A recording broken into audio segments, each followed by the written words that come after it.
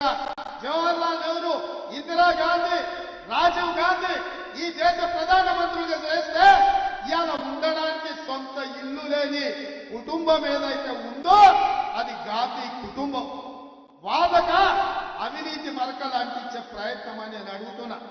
ఉండడానికి ఇల్లు లేని వాళ్లకు సొమ్ము సంపాదించుకోవాలన్న ఆలోచన ఎందుకుంటది? దేశం కోసం ప్రాణాలు ఇచ్చిన గాంధీ కుటుంబాన్ని ఇవాళ మోడీ ప్రభుత్వం అక్రమ కేసులు పెడుతుంటే నేను అడుగుతున్న ఈ దేశ పౌరులను, నేను అడుగుతున్న మా మిత్రులను, తెలంగాణ బిడ్డల్ని, మన తెలంగాణ రాష్ట్రం ఇచ్చిన గాంధీ కుటుంబాన్ని మోడీ అవమానిస్తుంటే ఆ మోడీ పార్టీని ఈ తెలంగాణ గడ్డ మీద గెలవనిద్దామా, పొందబెడదామా? మీరు ఇవాళ ఆలోచన చెయ్యండి మిత్రులారా. ఇవాళ మన యుద్ధం దేశంలో మోడీతోనైతే సందర్భ సడమియాలాక బిల్లా రంగాలు ఇవాళ ఊరూరు తిరుగుతున్నారు. 10 ఏళ్ళు మేము అధికారంలో ఉన్నాం, మిమ్మల్ని దోచుకున్నాం, మిమ్మల్ని అవమానించినాం, మమ్మల్ని మన్నించండి అని నేను చెప్పదలుచుకున్నా. 100 ఎలుకలు తిన్న పిల్లంట తీర్థయాత్రలు పోయిందంట, అయ్యా నా తప్పైంది మన్నించండి అని. ఇవాళ బిల్లా రంగాలు చార్లే శోభరాజు ఇంట్లో వండుకుంటే ఉత్తగా వండుకోలే బీఆర్ఎస్. మొన్న జరిగిన ఎన్నికలన్నా బోర్లు మొక్కలేసి బొక్కలు మీద ఇరగొట్టే బీఆర్ఎస్ వాళ్ళు పోయి బోర్లో వండుకున్నారు. ఇవాళ ఓడిపోయి సిగ్గు లేకుండా మళ్ళీ వీధుల్లోకి వచ్చి కాంగ్రెస్ పార్టీ ఇచ్చిన హామీలు అమలు చేయలేదన్నట్టు నేను అడుగుతున్నా. మనం వచ్చి సరిగ్గా 50 రోజులు కాలేదు.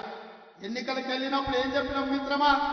నేను ఎన్నికల ప్రచారంలో ప్రతి సభలో చెప్పిన ఖచ్చితంగా డిసెంబర్ 9, 2023 నాడు ఇందిరమ్మ రాజ్యం ఏర్పడుతుంది, ఎల్బీ స్టేడియంలో ప్రమాణ స్వీకారం చేస్తాం, సోనియమ్మ వస్తుందని సోనియమ్మ సమక్షంలో ఇక్కడనే ప్రభుత్వాన్ని ఏర్పాటు చేస్తామని చెప్పిన మాట నిలబెట్టుకున్నామా మనం?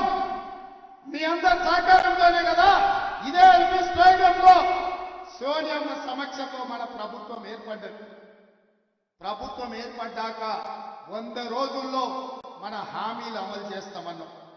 ఇవాళకి 50 రోజులు కూడా కాలేదు, అప్పుడే బిల్లా రంగాలు ఇద్దరు బయలుదేరి. రేవంత్ రెడ్డి ప్రభుత్వం అబద్ధాలు చెప్పింది, రేవంత్ రెడ్డి ప్రభుత్వం ఇచ్చిన హామీలు అమలు చేయలేదు. ఇంతకుముందే మా మిత్రుడు పొన్నం ప్రభాకర్ గారు చెప్తున్నారు, మనం బస్సు ఉచితంగా ఏదైతే ఆడబిడ్డలకు ప్రయాణం మొదలు పెట్టినామో 10.5 కోట్ల మంది ఆడబిడ్డలు ఇప్పటి వరకు బస్సులో ఉచితంగా ప్రయాణం చేసిందని చెప్పిండ్రు. మీరందరూ ఆడబిడ్డలకు తెలంగాణ నలుమూలల ఉచిత బస్సు ప్రయాణ సౌకర్యాన్ని ఏర్పాటు చేసినందుకు సోనియమ్మకు కృతజ్ఞత చెప్పుకోవాల్సిన అవసరం ఉంది. ఇవాళ రాజీవ్ ఆరోగ్యశ్రీ పథకాన్ని 10 లక్షలకు పెంచి అమలు చేస్తున్నాం. ఫిబ్రవరి మొదటి వారంలో మీ అందరి అభిమానంతో ఇంకో 2 పథకాలను అమలు చేయడానికి మీ ప్రభుత్వం, ప్రజా ప్రభుత్వం సిద్ధంగా ఉన్నది. దద్దమ్మలారా, మీ రామమ్మని అడిగేది 3650 రోజులు ఈ తెలంగాణ ఏలిన మీరు దళితులకు 3 ఎకరాల భూమి ఇయ్యలే, పేదలకు డబుల్ బెడ్రూమ్ ఇల్లు ఇయ్యలే, ఇంటికో ఉద్యోగం ఇయ్యలే, మైనారిటీలకు 12% రిజర్వేషన్ ఇయ్యలే, గిరిజనులకు 12% రిజర్వేషన్ ఇయ్యలే. ఏమి ఇయ్యని సన్నాసులు ఇవాళ మమ్మల్ని ఏమి ఇయ్యట్లేదని మీరు అడుగుతారా?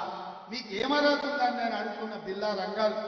ఇవాళ రాష్ట్రాన్ని దివాలా తీపించిండ్రు, 7 లక్షల కోట్ల అప్పు చేసిండ్రు. ఈ రాష్ట్రాన్ని కుక్కని చెప్పిన ఇస్తరాకులాగా చేసి ఈ రోజు ప్రభుత్వ ఉద్యోగస్తులకు జీత భత్యాలు ఇవ్వలేని పరిస్థితి ఉంది. మా బట్టన్న రోజు పొద్దున్నే లేచి గల్లపెట్టని చూస్తే దాంట్లో ఏంది లేదు, మొత్తం గుల్లై ఉంది. ఉద్యోగస్తులకు జీతాలు ఇవ్వాలి ఎట్లా బట్టన్న అంటే ఆయన అక్కడిక్కడ చూస్తున్న రోజు రూపాయి జమేసి వాళ్ళకి జీతాలు ఇచ్చే పరిస్థితి. అయినా పింఛన్ ఆపలే, జీతాలు ఆపలే, లేకపోతే పేదలకు జరిగే సంక్షేమ పథకం ఆపలే, రైతు బంధు పథకం ఆపలే. ప్రతి సన్నాసోడు ఇంకా రైతు బంధు వేస్తలేడు అని అంటున్నాడు. పోయిన సంవత్సరం మార్చి 31 వరకు కూడా ఆ సన్నాసుడు రైతు బంధు వేయలే.